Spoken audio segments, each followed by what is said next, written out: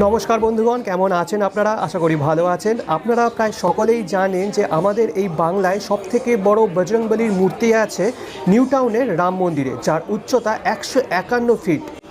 কিছুদিন আগে বজরংবলীর আরও এক সুবিশাল মূর্তি প্রতিষ্ঠিত হলো ব্যারাকপুরে। এবার প্রশ্ন হলো, ব্যারাকপুরের কোথায় এই মূর্তি প্রতিষ্ঠিত হয়েছে, আপনারা কী করে পৌঁছবেন, সেই সমস্ত যাবতীয় খুঁটিনাটি তথ্য পেয়ে যাবেন এই ভিডিওতে। তাই ভিডিওটি একদম স্কিপ না করে লাস্ট অবধি দেখবেন, এবং ভালো লাগলে অবশ্যই লাইক, কমেন্ট, শেয়ার এবং সাবস্ক্রাইব করতে ভুলবেন না। তো চলুন রওনা দেওয়া যাক সদ্য প্রতিষ্ঠিত হওয়া বজরংবলী এই মূর্তির কাছে।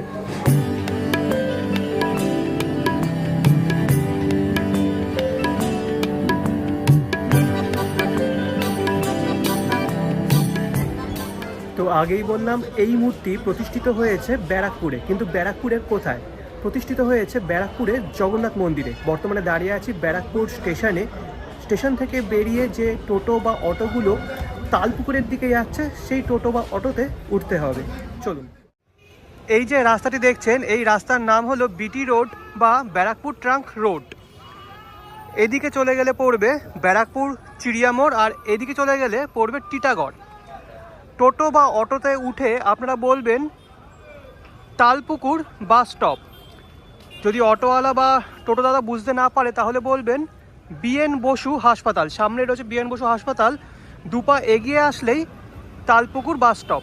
এবার এখান থেকে ডান দিকে যে রাস্তাটা ঝুঁকে যাচ্ছে, এই রাস্তা দিয়ে আমাদের 2 মিনিট মতো হাঁটলেই পড়বে আজ গন্তব্যস্থল। আর যারা এসপ্লানেড থেকে আসবেন তারা 78 নম্বর ব্যারাকপুর এসপ্লানেড বাস ধরে চলে আসবেন এখানে, অর্থাৎ তালপুকুর বাস স্টপে। তো চলুন এই রাস্তা ধরে হাঁটতে থাকি। তো ল্যান্ডমার্ক হিসেবে এটাও আপনি কিন্তু চিহ্নিত করতে পারেন গোপাল মেডিকেল হল। তো চলুন যাওয়া যাক। আর অন্নপূর্ণা মন্দিরও কিন্তু এদিক দিয়ে যায়। এই যে রাস্তা দিয়ে হাঁটছি, এই রাস্তা দিয়ে আরেকটু এগোলে পড়বে অন্নপূর্ণা মন্দির। তাছাড়া আপনি পেয়ে যাবেন গান্ধীঘাট। তো একসাথে অনেক জায়গার ভ্রমণ হয়ে যাবে আপনাদের। সামনেই ছিল মেন রোড, মেন রোড থেকে দুপা আসলেই সামনেই পড়বে জগন্নাথ মন্দির। আর এই জগন্নাথ মন্দির প্রাঙ্গণেই গড়ে উঠেছে এই সুবিশাল হনুমান মূর্তি। এই দেখুন সামনেই রয়েছে, বিশাল বড়। কিন্তু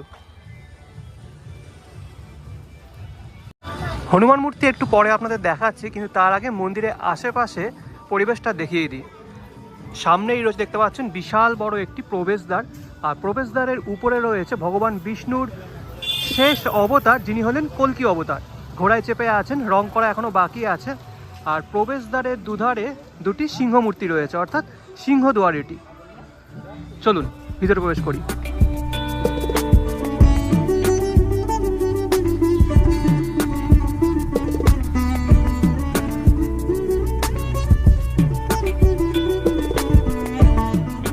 আচ্ছা, প্রত্যেকটা জগন্নাথ মন্দির যেমন থেকে থাকে, মন্দিরের সামনে অরুণ দেবের মূর্তি এই যে, আর গরুড় দেবের মূর্তি আছে মন্দিরের ভিতরে।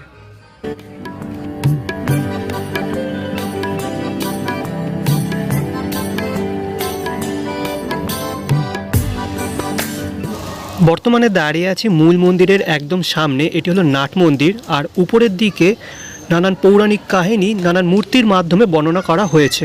দেখতে পাচ্ছেন একদম উপরেই আছে ভগবান বিষ্ণুর অনন্ত শয্যার দৃশ্যটি। এখানে কিন্তু অনেক ভগবানও আছেন। একদম পিছনে দেখতে পাচ্ছেন শীতাতে গণেশ ঠাকুর আছে। আর অনন্ত শয্যার ঠিক নিচে আছে সারিবদ্ধভাবে ভগবান বিষ্ণুর 10 অবতার। সবার প্রথমে আছে মৎস্য অবতার, তারপরে কূর্ম অবতার, তারপরে বরাহ অবতার, তারপরে নরসিংহ অবতার, বামন অবতার, পরশুরাম অবতার, রাম অবতার, বলরাম অবতার, বুদ্ধ অবতার এবং সবার শেষে কালকি অবতার। কল্কি অবতারের বিগ্রহ একটু আগে আমি মন্দিরের মেন তোরণের উপর দেখিয়েছিলাম।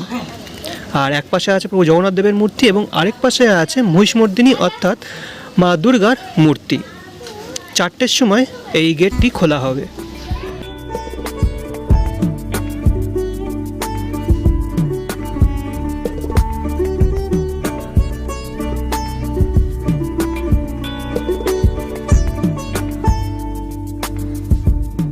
আচ্ছা, মন্দির তো এখন বন্ধ আছে, তাই মন্দিরের বাঁ দিকে এসে মন্দিরের গঠনশৈলী আপনাদের দেখাচ্ছি। মন্দিরটি কিন্তু কলিঙ্গ শিল্পরীতিতে তৈরি। সবার প্রথমে আছে নাট মন্দির, তারপরে আছে জগমোহন এবং তারপরে মূল মন্দির। আর মন্দিরের নকশা যেমনটা আগেই বললাম, নাগারা শিল্পরীতিতে তৈরি। প্রায় বেশিরভাগ জগন্নাথ মন্দির এই শিল্পটিতেই তৈরি হয়। আর মন্দিরের গায়ে খুব সুন্দর নকশা আছে, আর তার সাথে আছে অনেক দেবদেবীর মূর্তি। তো চলুন এক এক করে সব দেখিয়ে দিচ্ছি আপনাদের।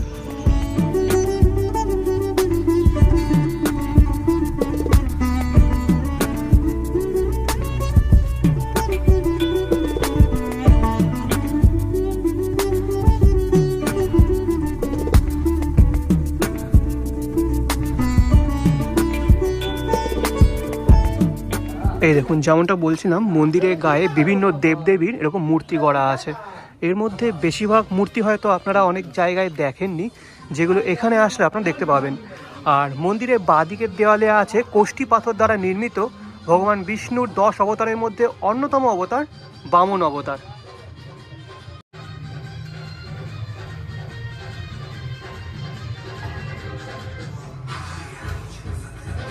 এই দেখুন, মন্দিরের গায়ে ভগবান বিষ্ণুর যে 10 অবতার তাদের মূর্তিও ছোটো ছোটো করে তৈরি করা। এখানে আছে ভগবান বিষ্ণুর মৎস্য অবতার, তার পাশে আছে কুর্ম অবতার। আর এবার চলে এসেছি মন্দিরের পিছন দিকে, এখানে আছে ভগবান বিষ্ণুর রাম অবতার।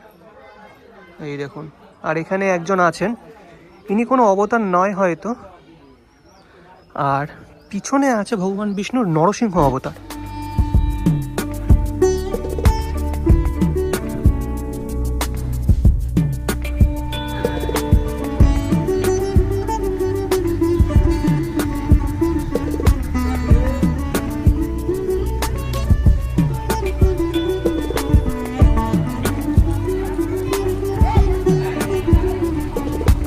আচ্ছা, এ পাশটায় কাজ চলছে বলে এদিকে যেতে পারছি না, নাহলে আরও অনেক কিছু দেখাতাম।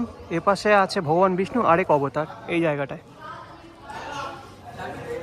আর একদম উপরে রয়েছে ধ্বজা।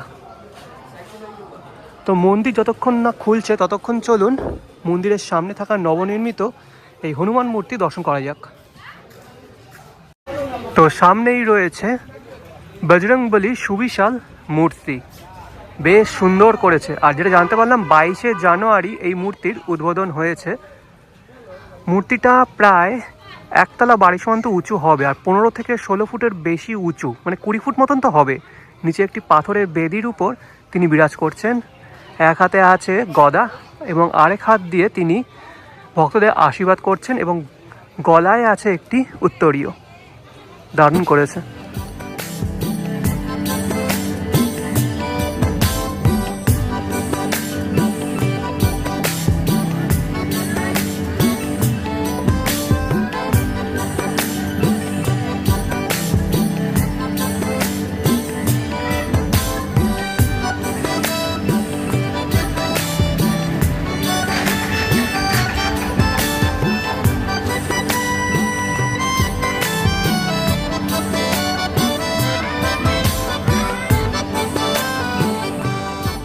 তো মন্দিরের দুয়ার খুলে গেছে, তো চলুন ভিতরে প্রবেশ করি।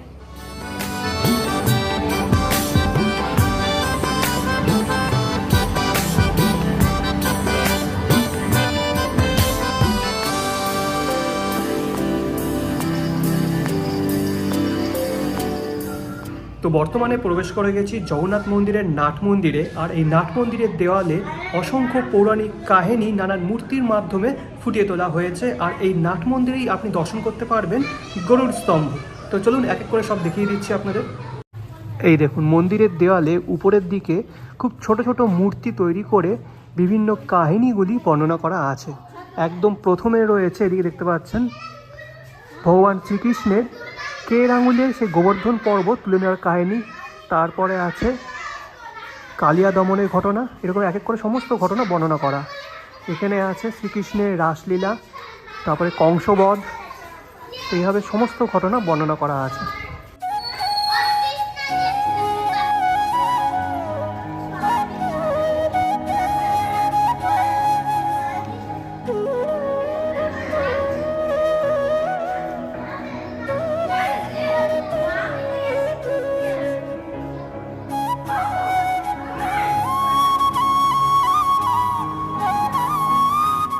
মন্দিরের চারিপাশের দেওয়ালে এই ঘটনাবলী তো খুব সুন্দর করে ফুটিয়ে তোলা হয়েছে। তাছাড়াও মন্দিরের উপরের অংশ যদি দেখেন, মানে ছাদের দিকে, তাহলে খুব সুন্দর কালারফুল নকশা করা। আর এখানে আরও একটা বিষয় আপনাদের দেখিয়ে দিই, প্রবেশদ্বার দিয়ে যখন ভিতরে প্রবেশ করবেন তখন মন্দিরের দেওয়ালে দুটি মূর্তি আছে। একদিকে তো আছে সিদ্ধিদাতা গণেশ ঠাকুরের মূর্তি, এই দেখুন, এবং অন্যদিকে আরও একটি দেবতার মূর্তি আছে যার মুখটি হলো ময়ূরের মতো এবং দেহটি হলো ষাঁড়ের মতো, আর এক হাত হলো মানুষের মতো, আরেক হাত হাতির মতো, পিঠে আছে সাপ, এক পা হচ্ছে বাঘের মতো এবং আরেক পা ষাঁড়ের মতো। আপনাদের কাছে প্রশ্ন থাকলো যে এই দেবতা বা এই যে মূর্তিটি দেখছেন এটি কার মূর্তি, আপনারা কমেন্ট করে জানান। আর যদি না পারেন আমি পরের ভিডিওতে তার উত্তর বলে দেব। এই মূর্তি কিন্তু আপনি উড়িষ্যায় গেলে দেখতে পাবেন, উড়িষ্যায় বা দক্ষিণ ভারতে গেলে, আমাদের এই কলকাতা বা পশ্চিমবঙ্গে এই মূর্তি দেখতে পাবেন না কোথাও, এই মন্দির ছাড়া।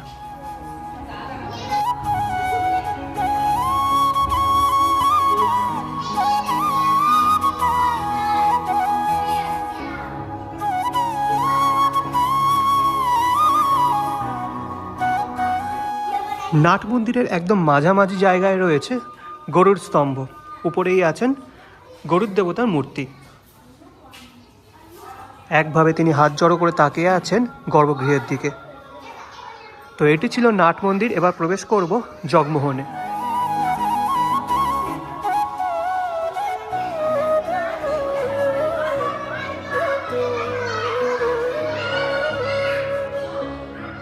সামনেই রয়েছে মূল মন্দিরের গর্ভগৃহ।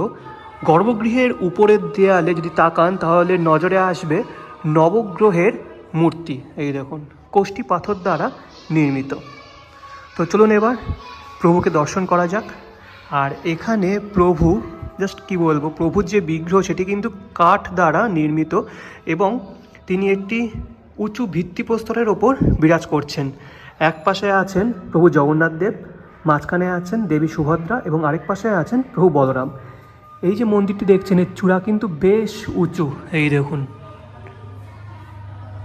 অপূর্ব লাগলো। আর সামনেই আছে শ্রী শ্রী রাধাকৃষ্ণের একটি ছোট কিন্তু খুব সুন্দর মূর্তি।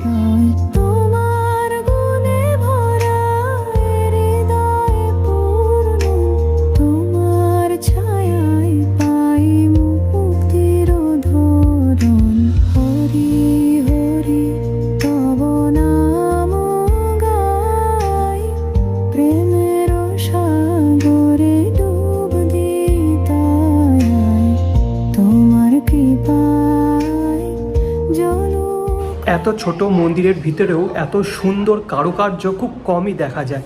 কারুকার্য তো আছে, তার সাথে যে মাইথোলজি অর্থাৎ পৌরাণিক কাহিনী সেটি খুব সুন্দর করে বর্ণনা করা হয়েছে এই নাট মন্দিরের দেওয়াল চত্বরে।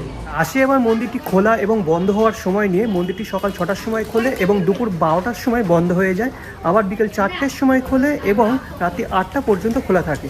আর এই মন্দিরে 365 দিন ভক্তদের জন্য ভোগ প্রসাদের ব্যবস্থা থাকে। তার জন্য এই যে পাশে দেওয়া এই নাম্বারটায় ফোন করে আপনাদের আগে থেকে জানাতে হবে।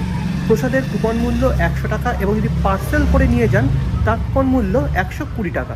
আর প্রসাদ বিতরণ শুরু হয় দুপুর 1টা থেকে। এই যে এটা হলো ফোন নাম্বার, আপনারা যখন আসবেন তখন এখানে ফোন করে জানিয়ে দেবেন।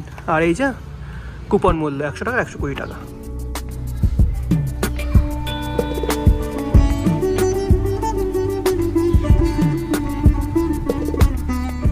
আচ্ছা, তো এই ছিল ব্যারাকপুরের সবথেকে বড় সদ্য প্রতিষ্ঠিত হওয়া বজরংবলীর মূর্তি এবং বহু প্রাচীন জগন্নাথ মন্দির। কেমন লাগলো ভিডিওটি অবশ্যই কমেন্ট বক্সে কমেন্ট করে জানাবেন। যদি ভালো লেগে থাকে তাহলে অবশ্যই লাইক, কমেন্ট, শেয়ার এবং সাবস্ক্রাইব করতে ভুলবেন না। আসি পরবর্তী কোনো এক ভিডিও নিয়ে। আনটিল দেন ভালো থাকবেন, সুস্থ থাকবেন। আজকের জন্য বিদায়।